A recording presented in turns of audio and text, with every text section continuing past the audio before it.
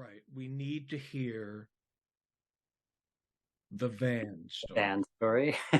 So I think that that was maybe my second or third show. It was a show called Stardust Circus, and it was Leslie Wade directed it.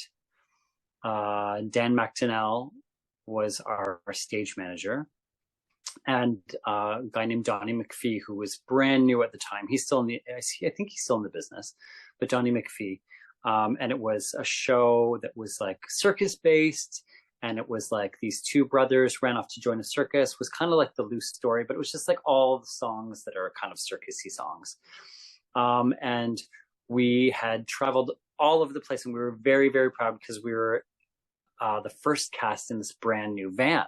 So it was luxurious, and everything was nice inside. It was clean, and we kept it very clean throughout the run because we were pretty proud of the van too, and it was comfortable.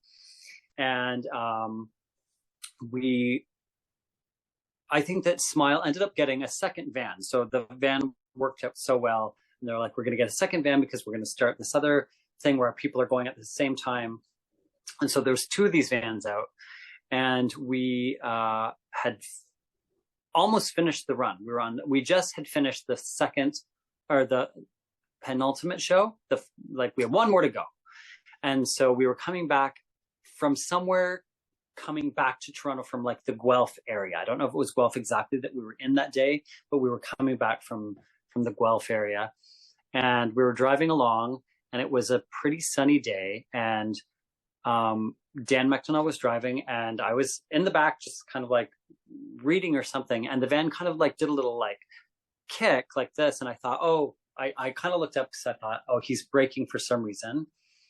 And then Dan said, oh, we've got to pull over. We've got to pull over right away. And so he started to pull over, and I guess that he didn't do anything when the van did that. The van did it himself, so he wanted to pull over to see what was wrong. So he pulled over, and as soon as he pulled the car over and stopped the van, black, thick smoke started billowing out from underneath the footwells where the guys in the front were sitting. And I was like, get out of the van. And we all jumped out of the van. And as we jumped out of the van and opened the doors, the smoke just started pushing through the whole van. And now Dan McDonnell wanted to go back in and grab all of the stuff. And I was like holding him. I was like, you are not going anywhere near that van. And I think within about 5 minutes, the van burst into flames as well when we got out.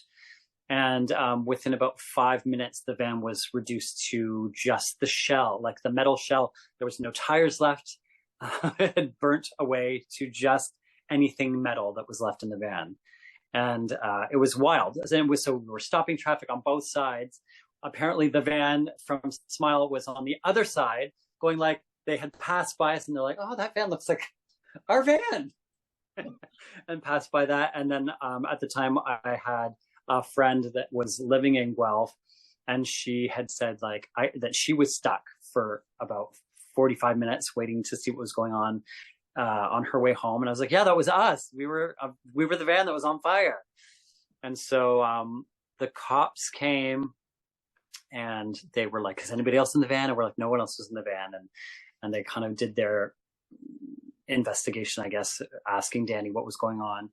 And I think that we had told them, no, we're just performers. We were just, doing a show. We're just getting back from doing a show. And I think the quote was, he said, well, that's sure is one hell of a show you put on. And so then we got into like the tow truck, and the van was being pulled in front of us. And of course the firemen came, and they put out the fire. And so we were kind of following behind this smoky wreck. And as we were driving along, this